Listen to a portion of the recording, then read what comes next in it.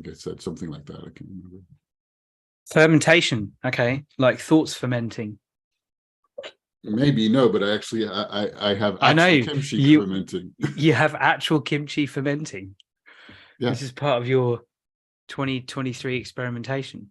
Yeah, and today I'm going to start fermenting chilies to make a hot sauce. How long does it have to ferment for? Well, Tabasco ferments them for 3 years. I don't think I'm going to do it that long. 3 years? I didn't know that. What about kimchi? Kimchi is 4 to 7 days. And the Okay. chilies are going to ferment. Well, you can leave them for, I think the recipe I'm going to follow says like 6-7 days, but you can leave them if you want. You just leave them as I said, Tabasco leaves them for 3 years. That's commitment, that is.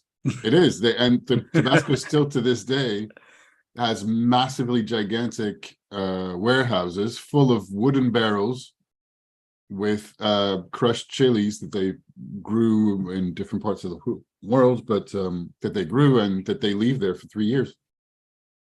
And just I so think every single, even like the massively global operation of Tabasco, every Tabasco you buy has stayed in a wooden barrel in a warehouse in Louisiana for 3 years. Is Tabasco the brand name? Yeah. McIlhenny's company is the food company. The family at the head of it. And they've been doing. I didn't know that. Of course, you watched a video on it. I watched a video about that last week. Oh my god! I'm thinking, how do you know so much? Oh, of course, you watched the video last week. So that's 3 years. Does the wood? That's the how. Wood? Thanks to I've always YouTube, wanted. Really. I've always wanted to. Well, yeah. I've always wanted to know this. Does the wood make a difference? There's a fact it's. Okay, I thought you might know that because I always see some people might say that. Usually, it's recommended to ferment in glass, and wood may well generate some flavors as well. I don't really know if it has an impact. It may well have an impact on the flavor profile of Tabasco. In any case, they keep doing it that way. They've been doing it that way for 150 years. And apparently it was down to a mistake, or not a mistake, but just an experiment. So I don't know what else the McIlhenny company was doing that they could just leave a couple of barrels for 3 years in the corner. Forget about it. Then I was like, well, I don't think anybody today could start a business model unless they're rich or they have some other money coming in. Yeah. Even my sister, I was thinking of my sister making wine, and it takes 1.5 years to, get the product to market. You have to wait 3 years for that. And then someone has to taste it and go, oh, it tastes amazing. Yeah. And then somebody else go, wait a minute. I did mine for a month. It tastes great. Oh, could have just done that. I don't know. So, yeah, I don't know how long I'm going to live. It's my first experiment of hot sauce. I've been meaning to do that for years. And my brother did one over right before Christmas. So it was more of a paste, but still. And my sister has a fermentation book, which is like the big reference called The Art of Fermentation, which I'm going to get. I haven't gotten yet. Mm-hmm. I started reading it over Christmas at her place and started getting into the idea. And I know she did a bit of fermentation in kimchi a couple of years ago. Okay. Still does from time to time. And I thought, okay, well, I should get into that action. I think it's so cool. We're just about 2 weeks into the new year that you've started something that you've wanted to do for years. Yeah, it's cool. I think that's really cool. I went to see a very cool art expo. I have a lot of work to do that I've been procrastinating, but I went to see and I bought the book. It was a really great expo. It's 60 years of urban street art in Paris. Wow. It was a very interesting exhibit because it was free, and it was a really great exhibit for a free one. Mm. Made me think of a lot of different things because there's, I don't know, a lot of irony and meta to art world, to what's considered and still is considered vandalism. And it was a good mix of those things, like the city hall and the city of Paris celebrating the art that is considered vandalism generally, or was, and all the artists and all the different movements of all the different artists, and bits that were never meant to be in a museum. Some of the artists that have evolved to go into galleries and museums and do great pieces that were commissioned. Mm.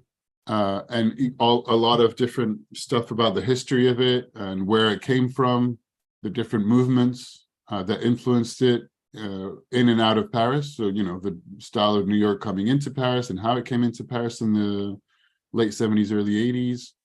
And then, there was a lot of bits and pieces, ephemera of, for example, which I thought was fascinating, of the titles and the news articles from the day about all the vandals doing tags and graffiti, the fines, official letters from the police and department or from the metro asking for many francs of fines for vandalism.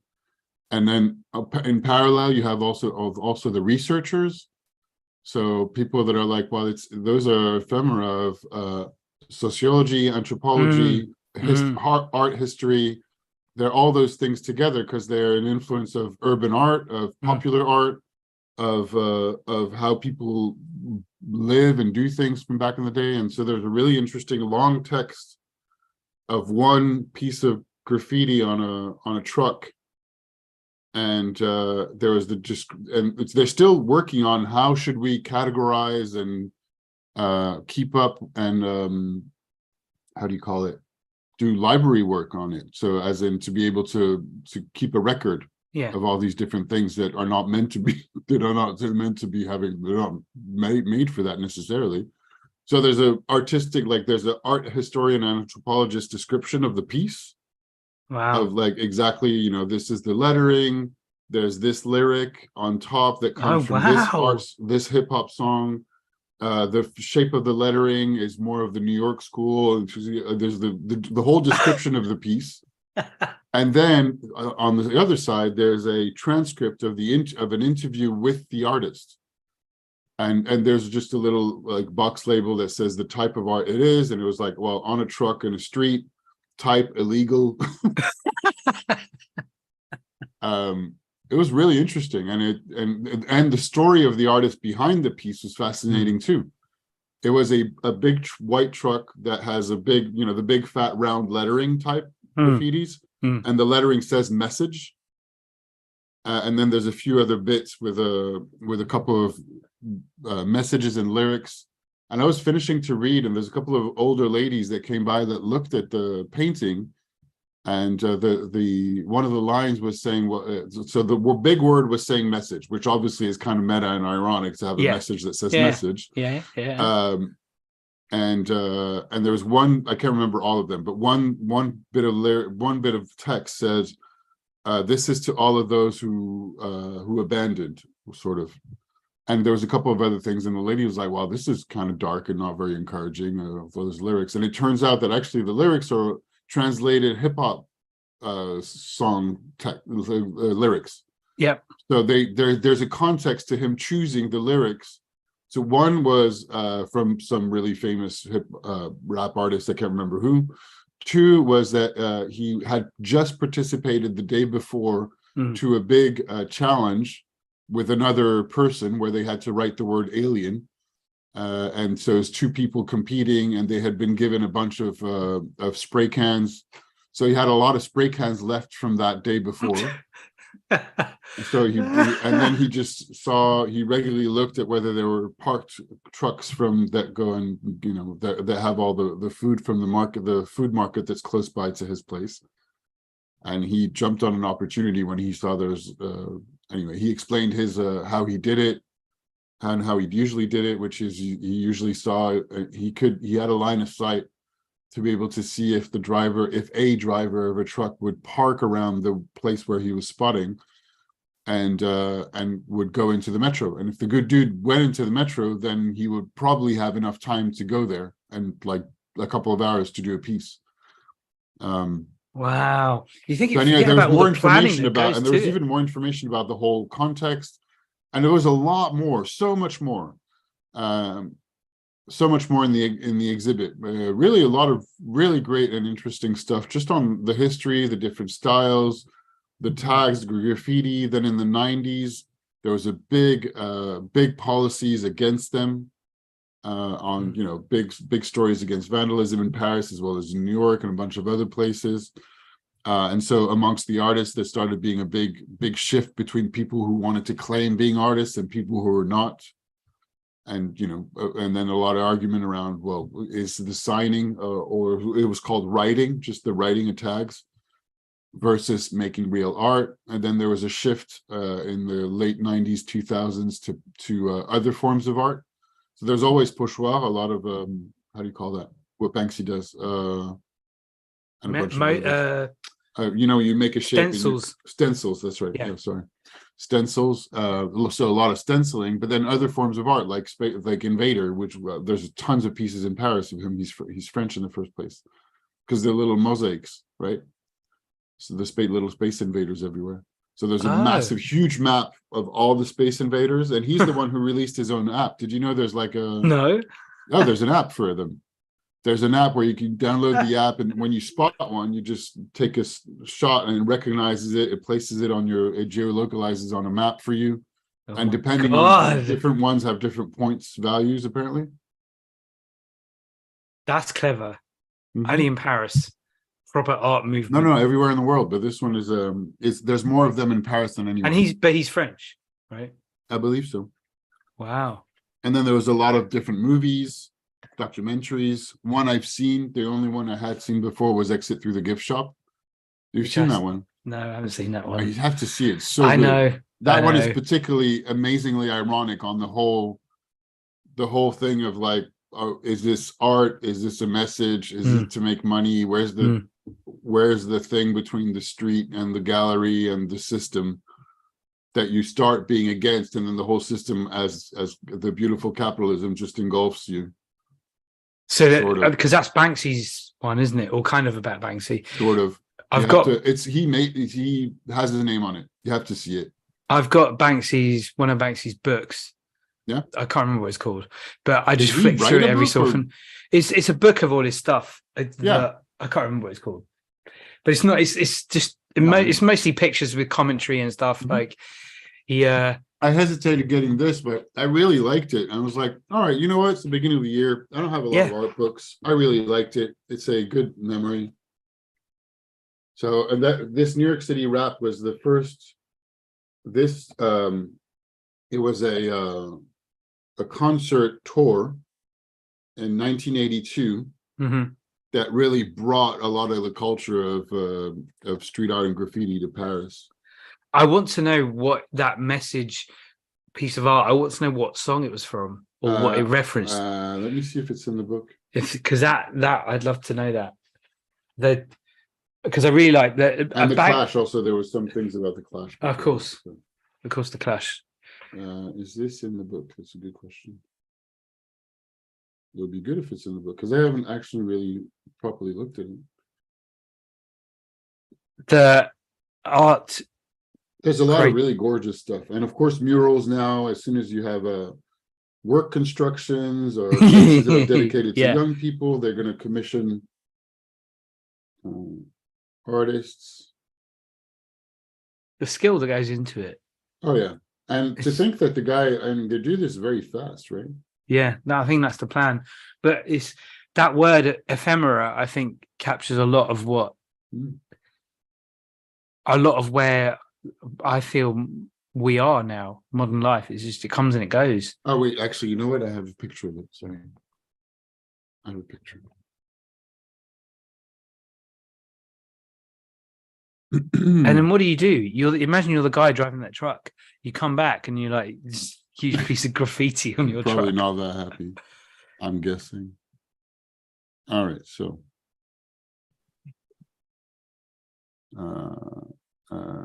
and when was this? Earlier this week, or was it last weekend? Yeah, it was on Tuesday. Yeah. So it says Le Message, and so that's what I mean. I don't know if you can see it. Actually, I can share my screen. But while you're looking for it, some other things that happened this week. You were asking about the comment on one of our videos. Yes. I'm guessing it's somebody we know, but it's somebody I know, R2O. Oh yeah. I think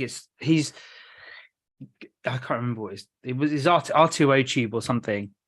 He's started a YouTube channel. It's an ex-boyfriend of someone I know.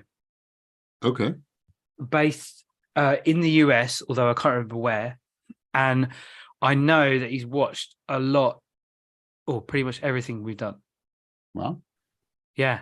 And then, funnily enough, I was at school and I was having a go at some kid. Or I was teasing him about something. Now, this kid is very funny. He's very clever. He's a massive geek. And he said, "Oh, I found your podcast with the French guy." Uh-huh. I'm like, "Okay." I said, "How much have you watched?" He said, "Oh, I've watched loads. I think they're really good." I was like, "Okay, well, that's good. Keep watching." It's great. So that's the one. So it says here, Le Message, 2004, so that's when it was made. So message here, that's the big one. Yeah. And here there's a piece of lyric, and here there's another one. So what's So, and I'm looking for sorry. How do you say it in French? So in French, this says, the top one says, Ah, il me pousse pas, je suis presque à bout, parti, j'ai peur de venir fou. So, ouch, don't push me, I'm almost to the edge. I'm afraid I'm going to go crazy, or something like that. Don't push, I'm close to the edge. Yeah. I'm trying not to lose my head. Yes, that's the one. Yeah, that's Grandmaster Flash and the Furious Five. And it's called, the song is called The Message. Oh, there you go. That's what it is. Yes, it's the message from Grandmaster Flash. And then the Furious Five, and Grandmaster Flash is the Furious Five. And then the other one on the bottom everybody, we're all. It says à tous ceux qui ont baissé les bras, to all those who stopped the fight, sort of thing, who gave up. And that's a lyric too? I believe, no, wait, that one is something else. Wait, so Grandmaster Flash is on the top, and then there's something else. That looks cool. And the size of the truck. Because it's obviously in a poor neighborhood, so there's that. Ah oui, j'ajoute ensuite à tous ceux qui ont baissé les bras, which is to all those who gave up, is an ironic homage to all the writers who gave up the street for a potential artistic career, turning their back to a practice that was free, altruistic, and passionate for something that is mercantile and, you know. Have you? This is a great conversation. Have you heard of the KLF? KLF? Yeah. I don't think so. Really? Okay. So these are the guys. Okay. I mean, it doesn't ring a bell immediately. So one of them was he used to manage. And so this is the whole text is the analysis from the and that's not the whole text. The whole text is here. So that's the whole text. Oh wow. Okay, cool. And so from the National Center of Digital Archives about Urban Art. And so that's their proposal, the analysis, the subtext, the piece, and the interview with the artist. It was honestly one of the most, I thought it was going to be a quick expo, a free thing. And I took a lot longer than I thought. I was like, you know what, this is a great opportunity. I want to enjoy it. And I like to think it will stimulate your thinking on a ton of other stuff. Yeah, totally. So I'm surprised you haven't heard of the KLF. They're an English band. Two guys. I have. I mean, music is not my forte whatsoever. Well, it plays into everything that you're saying. So they kind of late 80s, early 90s. One of them used to manage bands from the late 70s, early 80s, and they're like massive art kind of things. They did so much mad stuff.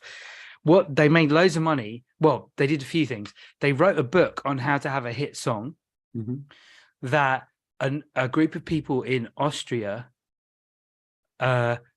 did the same. They literally read the book and did everything in the book, and they said, and then had a hit single, top 10 hit single. I love this one. That's what's really cool. They also got very fed up with the art industry, the music industry, art itself, and deleted their entire back catalogue and burned £1 million. I've heard about that. In the middle of like Scotland, in some field. And they also did a performance at the Brit Awards, which is the English equivalent of the Grammys, and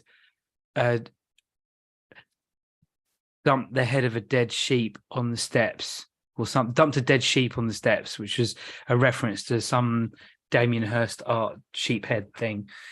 And then they deleted their back catalogue, which is really irritating because on Spotify, they've got some great songs.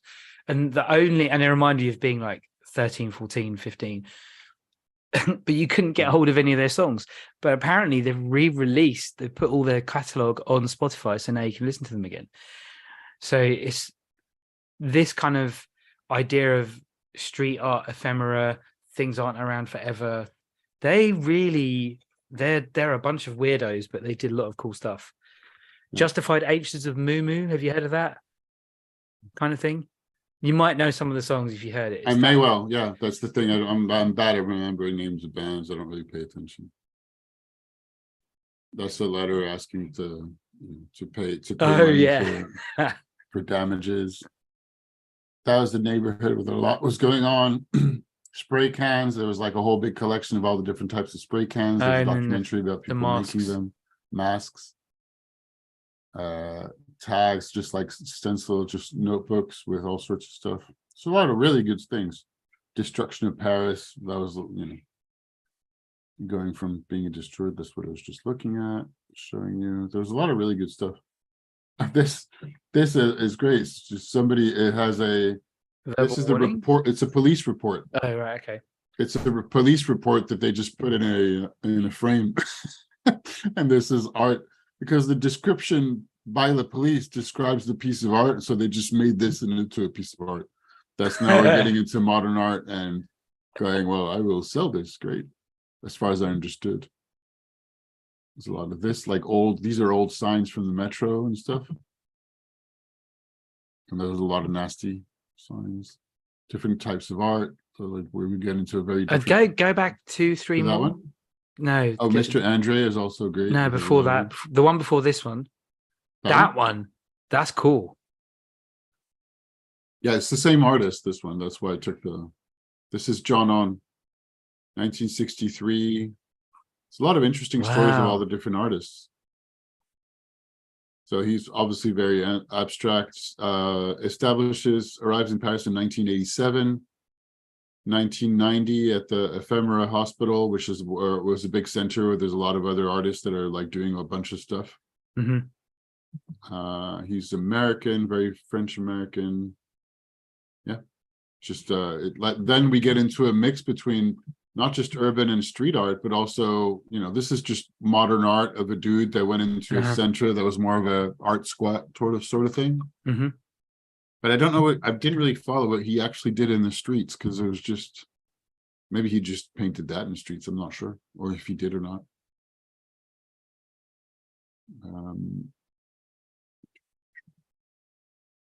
Oh no, I'm going back. That one's good.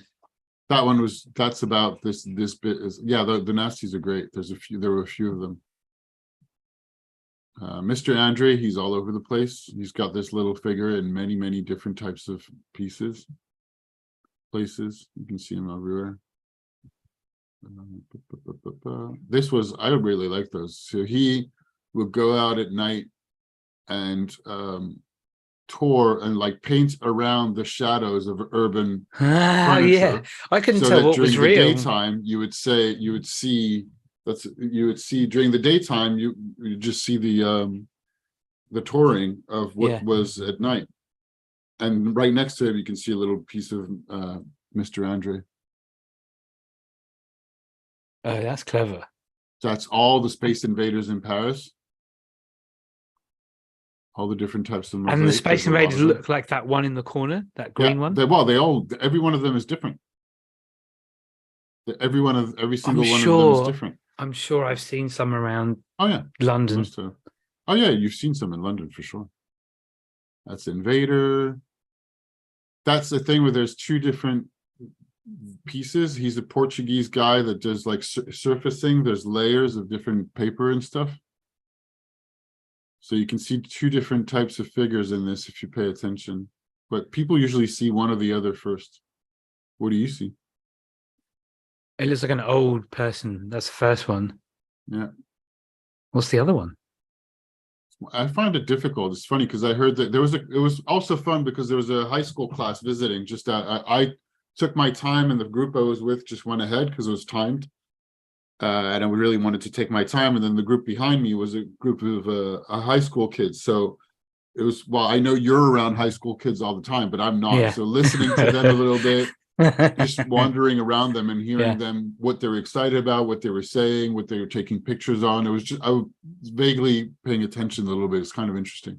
Anyhow, and there was the guy from security who really liked the art, who was explaining this to all the kids and telling them, you won't see the same thing in the picture than you see in real life. And I had a hard time seeing what he was describing, but anyway, you can see a lion as well. What's the a lion? A lion. Oh, it's a lion, Yeah. is it? Okay. Yeah, I only see the old guy, to be honest. I could just about see the lion in the actual piece, but still I had to make an effort. I first saw really the old guy. I'm trying to, I can't quite see the lion. I'd probably see it if it was in real life. Yeah, apparently you can. Oh, so the Kraken is also, well, he draws obviously big octopi.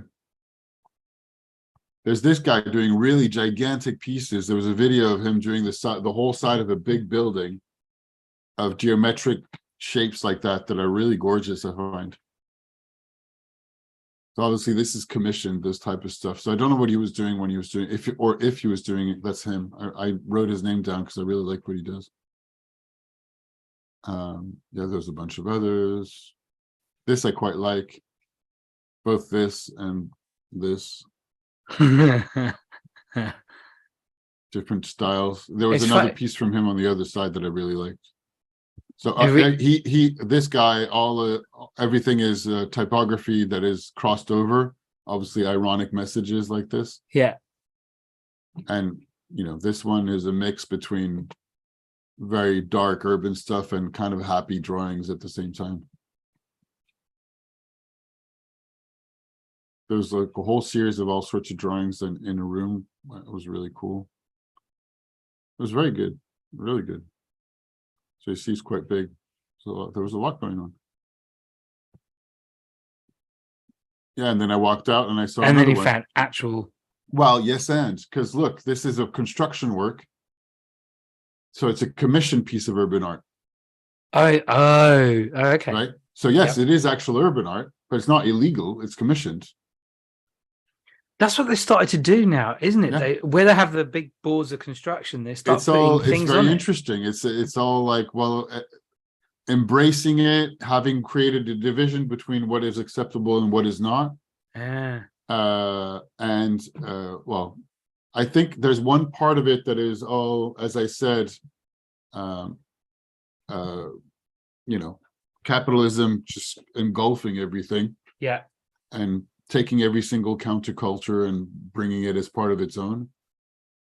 Also just, making sure that you're like, all right, well, that division between what is worthy of being represented is what is commissioned, legal, organized, artistic, and all the others is not acceptable. It's, out of the bounds of the law or the system. I don't know. It's interesting. So I'm still reading. I don't have any answers, by the way. And there's you're speculating. Even more stuff on the lines of those kinds of lines of thought, because on Friday night, so there's a festival at the moment organized by an independent media going on this weekend. I thought I would see more of it, but decided to go out shopping and cook and stuff. Mm-hmm. Called Movies of Revolution. Revolt. You say revolt?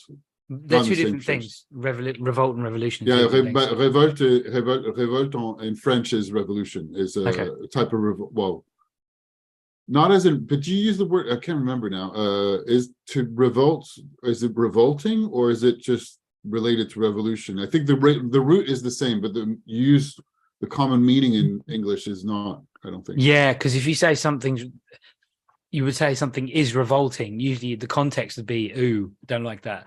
Yeah, but so you might say an uprising. It would think about uprising is probably the word. Movies of uprising. Yeah. So, and I went on Friday night because There's a movie. Well, the movies I'd never heard most of the documentaries being shown, but I was looking at the guests and the discussions following along with the movies.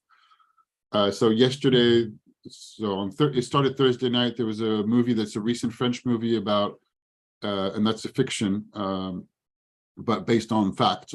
It was a movie about the history of the women who fought to have the right to for abortion. Okay. In the 70s. Apparently it's a great movie. I haven't seen it. And then on Friday night, I saw a movie which was fantastic. And the name of the person going on with it, that was the movie that was chosen. So they wanted to have one session with students. And so they asked the students if they would participate in the festival by choosing a movie amongst a few different ones of a catalog of documentaries. Okay. And that was along with Monique Pinson-Charlot, and Monique Pinson-Charlot is a very known, so I was going to say famous, but among people who are interested in this type of stuff, famous for nerds, sociologist and very lefty. And she worked over for a while for her whole career with her husband on. She's known for a lot of work and books about bourgeoisie, so class struggle and the differences in class, and particularly on urban influences and homogamy. So as in you marry the people from your own class community, the people that you know, and how does that strengthen itself in different neighborhoods and different urban areas. I've never actually read her, but I've heard a lot about her. And so she spent her whole career researching sociology. And she worked with Bourdieu and a bunch of other very known internationally sociologists. So I was very interested to go to the session, and the movie ended up being great. It was not great that I had a massive headache, but the movie was a documentary called Grève Générale, so General Strike, following a group of students who blocked the University of Caen, which is near where the Normandy in Normandy, where the what's it called? D-Day happened. Oh yeah, right. Okay. The D-Day memorial is there. That's the only reason I went. But in 2006, there were a lot of protests because the right-wing government at the time was proposing a new law, a new system for young people called the Young People Employment Contract of some kind that had a probation period of 2 years. So so there were a lot of other facts within it that have now we're getting into. It's much worse in terms of, from my lefty perspective. Yeah.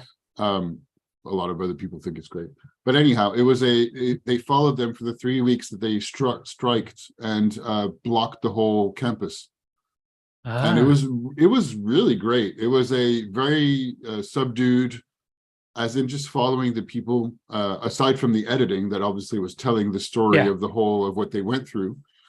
But it was fascinating to have a story from not that long ago, to see how things have moved, to see how, to look at to just have really listening to heartfelt conversations of the young people struggling with what they're doing, or questioning, speculating, hoping, wanting to question the system. The fight between the minority of people who wanted to strike and the majority of students who want to go study and want them to reopen it. And so there's this whole democratic process, or sort of sometimes democratic process, and then there's the fights with the police, and it goes from the beginning, the hope, the arc of them being really tired, exhausted, they're sleeping in there, they're believing, don't know if they're going to get anywhere, to the end of it where it ends. And it was interesting, and the conversation at the end with the students, so they put up a little bit of a jest in the beginning, which was great. So they had a megaphone out and going, stop, don't do this, and this is a thing from ages bygone, and look, this is a bad movie, we're in a different time now. And then one of the students was a plant inside of the room going, we just paid for a cinema ticket, we just want to watch the movie. Yeah, but this is about striking. Anyways, it was kind of fun. And at the end, it was also interesting that the sociologist, who's much older obviously, said there was a selection of 6 movies they had to choose from, and she had chosen something apparently that was about a story in Belgium of older people fighting for something, and apparently had an arc of them fighting for something and getting everything they wanted. So it ended up on a good note. Whereas this movie, and knowing that the students now, like just though a couple of them had been in a blockage, let's say they blocked a university for a couple of weeks in 2018 at the moment of the yellow vests protests. And last year, the Sorbonne tried to block off and to do something, and they lasted less than 24 hours. They were thrown out by police like immediately.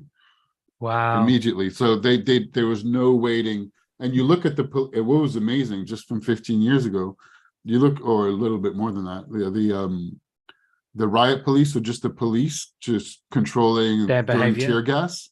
They look like they have gear from the 1970s. They do throw tear gas, and they're hitting students for sure. But compared to the police, the riot police you see now in every single demonstration, where they're all, I'm talking peaceful demonstrations that are organized, right? Mm-hmm. They surround all the demonstrators. They're very, very, very scary, and it is clearly in my opinion, everybody intimidate and make sure that not people are afraid to come out.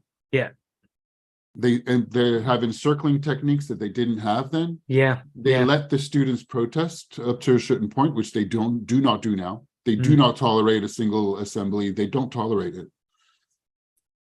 And just listening to young people was fantastic. It was like a lot of great ideas, a lot of interviews, a lot of conversations, a lot of like big debates, but also then mixed in with small, just filming one-on-one with a student who was just talking about their fears, about their future, about where the world is going, and equally, and also filming others that were angry, that were like, well, I don't come from a rich parenting. I wanted the thing to be reopened. I need to be studying. I don't care. They can strike all they want, but they're blocking off my ability to go study. And so, it's something that I would have never found out about that movie. I've never heard about it. And so it's really great to just go out to do something very different like that. Yesterday, there was a couple of other movies about a guy who hosted refugees, who's a farmer in the close to the Italian border, that I watched an interview of him, who seems like a fascinating guy. And then there was another documentary about Julian Assange. Then there was a movie, a fiction about how do you call that? Gender relations and a woman being killed by a passionate crime. And it seems to be, quite dark as well. So anyway, I also thought, okay, this is great. And I wanted to go see a couple of other movies. And I was like, well, this world's really, really great. Reminded me that my days of striking and marching were like when I was in late high school in 1995. And I went to a couple of marches, but I'm like, in 2006, I'd moved to London, and I was like in my career, like far from those kinds of considerations. Well, those students, which was part of the conversation at the end. People were like, the students were like, I'm going into work. There was a great question because the filmmaker was there too. And he said, well, a lot of the students are still, a lot of these students were the heart of that operation, are still, I was going to say fighting, I guess, fighting in their own ways. So one of them is so he just gave a couple of examples. One of them is a baker, and he's a artisan organic baker that grows his own wheat and makes his own bread, and he's just doing his own thing in his community. Nice. And then another one on an opposite side has joined the lefty party and is a part of the municipal, the city hall council of the town of Caen, which is quite large, sizable, and he's part of the opposition in terms of local politics. So these are people that kept doing stuff for what they believed in somehow. Wow. So it was great. It was really great. There's a lot of what's the point? The system is too strong. You look at how things have evolved since 2006. It's all the dominant thought, the dominant thing is all towards capitalism, is all towards inequality, is all towards power to the police. Even the laws that are happening now in terms of retirement. And my girlfriend just sent me an article about apparently opinion piece in CNN. So I didn't look at it yet, but it says France is finally changing their retirement and pulling it out of the 16th century. which is not completely ridiculous as a title. So I don't know. Because they've been working on retirement reforms for which there were big strikes at the end of 2019. And they finally proposed the law after much negotiation because the Macron's party doesn't have a full majority. So they have to negotiate with the right and extreme right, although they're on the right too. So it's ridiculous. Though some people still believe they're not exactly on the right, which is insane. So the new law is going to push the retirement age and the number of time that you have to pay into the retirement system to benefit from it from 62 to 64. On the grand scheme of things, for a lot of country, it doesn't seem that much. But the point is, this is all the people who are going to suffer the most from it are, as usual, the people who have the hardest kinds of jobs and the people who are the poorest. Who are more likely to die before they're 64 and or more likely to have to pay into the system for longer and or who started working when they were younger. So without going into the details of it, it's just another piece of a social system that is, and it's still just crushing it, destroying the social system that is built by the government and making more space for privatized retirement funds. Which is the goal, really. A lot of what you're saying is reminding me, I'm still reading Bullshit Jobs, and I've got to one of the big takeaways I'm getting from that book is that capitalism isn't capitalism, it's just feudalism. I love that. I love that idea. That point, it's like, oh my God. And then the other point is about value. What value do things have? What is value? How do you quantify value? Is an artist putting their art out there on the street, like wherever it is that valuable? Is that providing value? Is a stay-at-home mum taking care of the kids valuable? And then the different experiments that people have done to try and quantify value, and that the inverse relationship between the amount someone gets paid and the amount of social value they provide, and like hedge fund managers actually destroying value, and marketers and strategists are actually destroying value. I'm reading the scale going, I don't know quite whether to laugh or cry as I read it. It's compelling reading. It's really compelling. That's why I want to read more of him. He's so good. He's so good. And it's so funny. It's really accessible. And the stories people tell that he's quoted, that he clearly researched and picked through. I can't imagine writing a book like that. It would it's really good. That's why he was acknowledged as one of the best minds, the original thinkers and writers of a generation. So sad he died early, but he wrote a lot, so there's a lot for me to read still. The stories people tell about their jobs. Wow. Fascinating. The opening story of that, about the German guy, the guy working for a German IT company for the army. That's amazing. Oh wow! You want to tell it for context for anybody for posterity? In short, summarized. It's not very long anyway. So he works for an IT company. And isn't it the army? So he works for an IT contractor. Need him to change a computer from one place to another. So that company's contracted to the army, and they take care of logistics basically. So it ended up being actually there's two removed, because the army hired a company to contract out like all logistics or something. And then this logistics or IT company, can't remember, contracted another company to make sure the hardware is replaced, let's say. I can't remember if that's exactly what it was. But this guy, so then it was moving a computer. The end result was he needed to move a computer. But what was happening is that he needed to drive an hour, received a ticket from somebody who was moving offices 2 doors down, and who was no longer allowed to touch his own computer because of the rules, basically, I think. It was. And so this tech engineer's job was to drive an hour, go into the office, unplug the computer, move it 2 doors down, replug the computer, drive back home. But he had to rent the car as well. Oh yeah, he had to rent a car. So he has to fill in the paperwork for renting the car so he can claim it back from the company. And oh my God. Yeah, Bullshit Jobs. And Bullshit Jobs is amazing. And it does join, and I thought about it on Friday night while watching the documentary, because and some of the students had some thinking around that too, because they were like, well, we're protesting about this work and employment contract.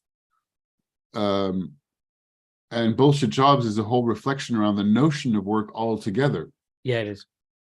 And even just, I don't know if you got to that point, but even the protests that are about to be happening, and I don't think they're going to be very big because it seems to be done, like the nails in the coffin for the retirement thing. I think. I mean, it doesn't look like there's going to be. They're calling for strikes this week, so there will be strikes. When you say they, you mean trade unions? You mean? I mean trade unions and the left party and the politics side. Okay. Yep. Trade union leaders, but I'm not getting a massive. And even though the population generally agrees that they don't like the thing, it's been discussed for too long, and I think most people are just resigned at this point. Like a lot of people. and they don't have that. I mean, anyway, what I was going to say is you're making at least a whole reflection on the notion of work altogether, and even trade unions, politicians, and everything. Yeah. Yep. You're fighting for your right to be working for the man. Ultimately, it's like, we need to have more holidays or another day holiday, or we need to have this. And generally, all the laws coming through are like, okay, we're going to take all of this. And then everybody protests, like, okay, you can have this back. And everybody's like, all right, great, fine. We got something. Yeah, Yay. You got something back. Yay. And you're like, well, all you got is ultimately the right to work for the man. Yeah. Yeah. Here's some bread. And Netflix to keep you entertained, so you don't think about anything. Yeah, that's a whole other. Well, that's a whole other field, but yes. Yeah. That's kind of anyhow. depressing. So, and it was difficult not to think I was left with, okay, what's the point? And partly, I mean, should I do what I'm not doing enough? Should I do something for what I believe in? Obviously, and then you go back to reminding me about the job and that advertising and marketing literally been proven to destroy value, which is amazing. There's research, so just for reference. And just the idea that, okay, well, what's the point? Just, it's just leave the system, just go on the outskirts of it, which I sort of am already. Yeah, because you work for yourself, you do what you want when you want. Yeah, so I'm still benefiting from the system, working for it, but in my own way. And then you're like, all right, well, I'm just going to leave and just like that baker, just go and do your thing with your people, fermenting. Take care of your local little community and leave the big city, which is the heart of the power. And I say the big city because Paris is very much like that, but London is also very much like that. It's far from being the only ones that are being, that concentrate the heart of the power, the heart of the influence, the heart of the money. But also it's not where the most, doesn't grow food. So there's a lot going on from an artistic perspective, etc. So I don't know. I was left with a bunch of questions, and that's also why I was like, all right, well, it's easier to just put them to the side and go. It might be some stuff to make kimchi. Yeah, and hot sauce. It might be that I just, as you were talking, I'm thinking, are we reaching this midlife crisis kind of point where we're questioning what we're doing, why we're doing it, where are we going? What's everything for sure. About? And I said that's part of my theme for the year, so I'm very much in that. But I question that regularly. I know you do. I don't really go anywhere. I just like questioning. This is a related point. I was reading an article this morning from. Yeah, I hogged the mic for too long. No, I don't care. I'm cool with that. It started as a post on Instagram. So, do you remember that band, The Offspring? Yeah, of course. Yeah, I loved it. I was really into it. Come out and play, self-esteem. Yeah, me too. So Dexter Holland, he's the lead singer. Mm-hmm. Did you know that he has a PhD in biological sciences? No. And his whole thing is all about before HIV. No, well, he started it. Apparently, the line "you got to keep them separated" from "Come Out and Play" was he created it when he was at university studying some biological thing, and to study the effects of micro, like tiny little organisms or whatever it is, germs, whatever they are, you have to have these sterilized plates. And what they do is they heat them up and then they have to cool them down. So apparently he tells the story that he was heating up loads of these things in autoclave and he's taking them out and they were taking ages to cool down. And he actually said to himself, oh, you got to keep them separated. And he thought that was a really good line. And then that became Come Out and Play. So, and then The Offspring took off and they have the biggest selling album from an independent label, which is Smash. And then he went back to uni 20 years later and he did his PhD. Now, that would be that you'd think that would be the end of the story, but there are other South California punks who have PhDs. So there's that other band, I don't know if you know them, Bad Religion. Yeah, I know them less, but I know the name. I'm sure you will recognize the songs if you give me some of the hits. So their big one was no, I mean the music. 21st Century Digital Boy was one of their songs. The lead singer has a PhD. Then in another band, Descendants, they're kind of a bit earlier, again pop punk. The lead singer also has a PhD. And thinking, what's happening? Like, it made me think, okay, so these guys toured the world, wrote loads of hit songs, and they have a PhD. Well, at some point, there's a point where you just go into wanting to understanding it, or at least they did. So yeah, I'm not sure. Are you regretting not being a smash hit pop rock song, or the PhD, or both? Partly, but I think it makes the point of having a range of interests that you're exploring and being really into things is okay, because sometimes I think I'm interested in so many different varied things. I never really get into anything. Oh my god! Yeah, and I usually berate myself automatically. Like I was talking to my girlfriend Katie yesterday about when I was doing flamenco in 2006. That's actually when these guys were. Wait a minute! I was taking flamenco classes. Just what? I took flamenco classes when I was in London. I don't think I knew that. Flamenco. Yeah, for a couple of years. Couple of years. Okay. You're going to have to explain this. I didn't know this. Flamenco. I'm trying to imagine you. I was not very good at it. I didn't dance along enough to be very, very good. You still did it. I still did it. And I actually I even bought the really nice shoes from Seville. I got it really into it. Like I get into things. I'm known to get into things and then move on to another thing. That's no bad thing. Not necessarily, although sometimes I think it's not going to. Actually, talking about that, the reason we were talking about that is I also, I'll tell you about the flamenco in a second, but I weighed myself and scared myself twice in the last 2 weeks because it was getting even worse. And I was like, all right, I really got to do something. And I'm going skiing next month and I'm out of shape totally. So I got a class pass and I did some Bikram yoga on Friday. Oh, wow. I had tried Bikram yoga like 15 years ago. I thought I was going to pass out in the middle of it. I had to take a break. But it's really good. So I got class pass. I'm trying the free month. Very clever. After our conversation last week going, well, why don't you do different things? I'm like, well, okay, actually, I'm going to test a few things and I might actually keep doing the class pass that is just, you can try different things. Class pass is very clever. Very, very clever. Davina had it for a while. Clever. She loved it. Yeah. Either whether you want to test different studios and find the one that you like, or just if you like me, like variety, or I think I'm like that, I'm not sure. Anyhow, I'm going to try a few other. So I bought a yoga mat and I booked the Bikram yoga, and I'm going to do another couple of yoga classes and maybe try. Like I've never done Pilates, I'll try that. So yeah, I'm pretty sore, but it was quite happy. Yoga's amazing. Yeah, and I think it's going to be great. It's also, I'd forgotten, there's quite a few poses that really work on balance as well, which I think is going to be great for skiing, as well as the stretching, working on core, and started a diet. I'm like, okay, I got to be dressed. What kind of diet? Yeah, don't drink, reduce carbs, or like little to no carbs. Don't drink. That's what I'm laughing at. Yeah, but don't drink. Like alcohol. You mean you're not saying don't? You just mean don't drink alcohol. You don't mean don't drink. Literally, don't drink. You just mean don't drink alcohol. Drink sodas either, but I don't usually drink a lot of sodas. Don't drink. So no beer, no bread to begin with, and that's wine? Generally meaning wine, carbs. No, but wine. What about wine? Yeah, but you're probably the kind of person who can have one glass of wine, I guess.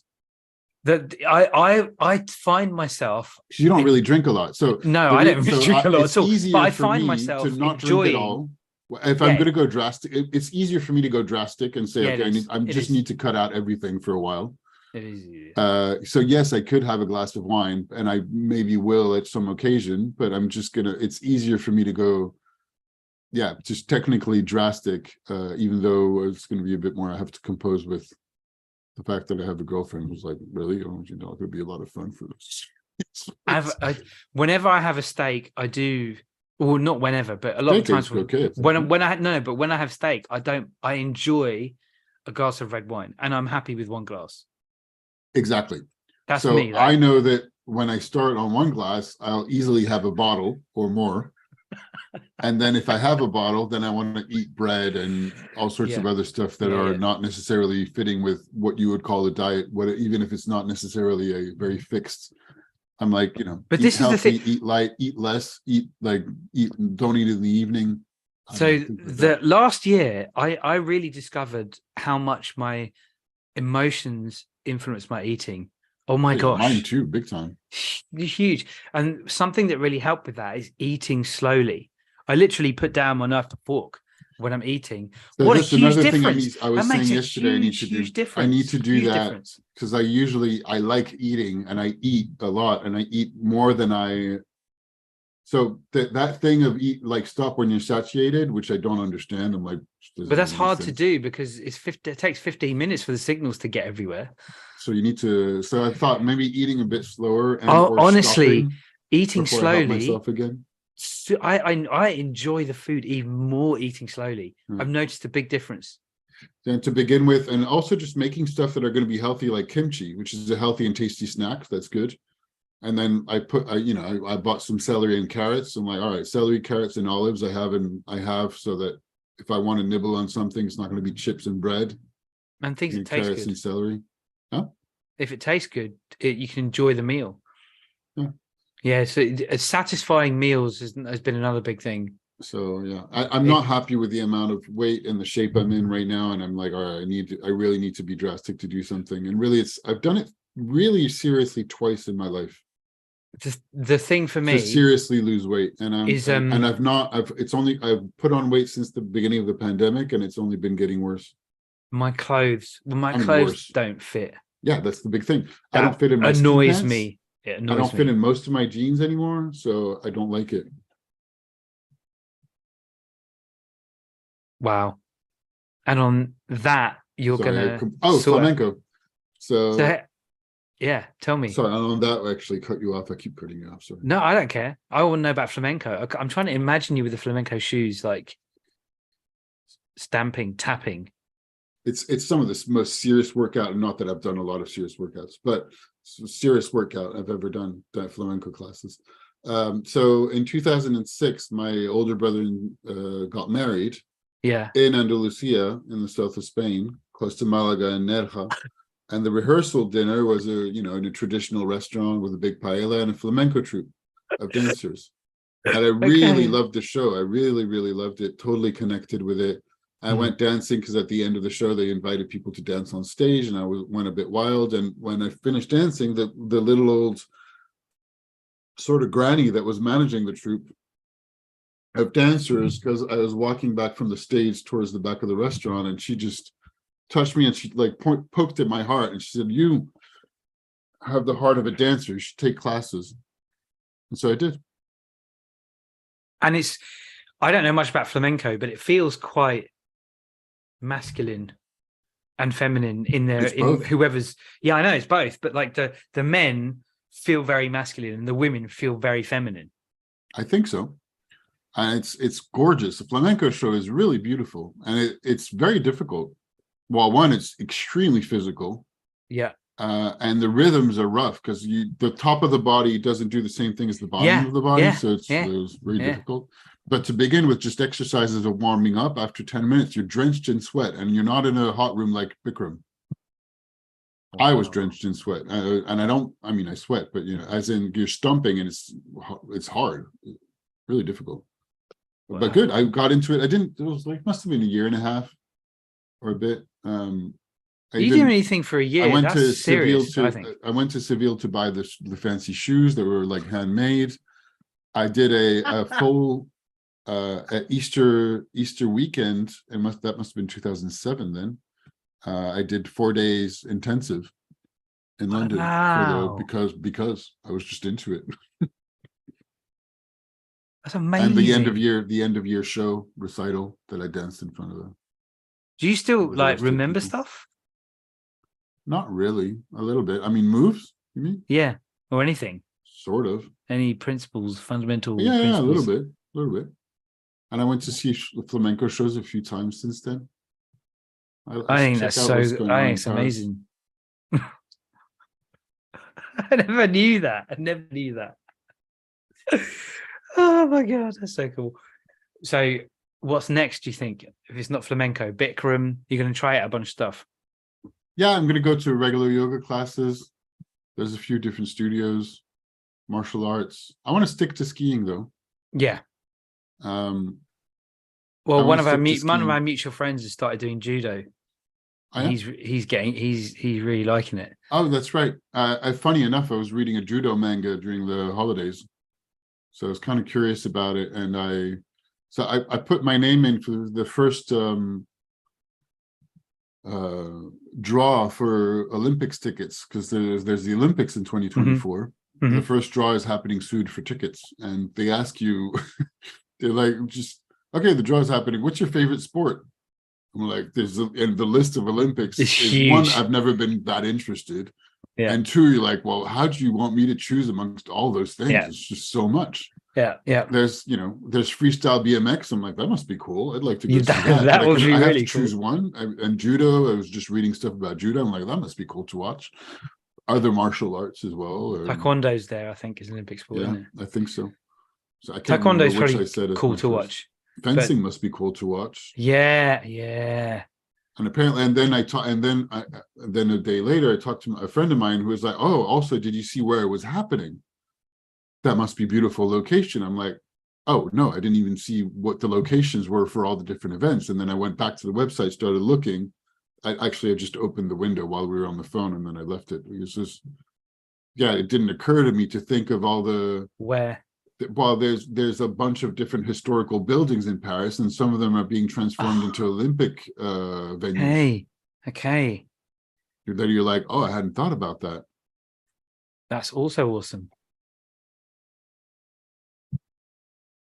Wow. Didn't know about the flamenco. Very interested to see how the judo goes with our mutual friend. And also, we I have a judo story I hated. It was one of the first things in activities I was trying as a kid, and I hated it. Right. I hated it. Yeah. I did not like the idea of martial art. I didn't like the idea of falling, hurting anybody, hurting myself. I really hated it. I did a few classes. I think I came back crying and mourning a couple of times, and I was like, I never want to do that. Well, our mutual friend, he did do it when he was a kid, and he was apparently he was actually quite good. I just relentlessly tease him about it, so I do want to try and push him over next time I see him, just for fun. He keeps saying he will take me to the ground, in which case, bring it on. I'll be happy with that. Let's see. You have a lot of other kind of training with Krav Maga, urban Krav Maga.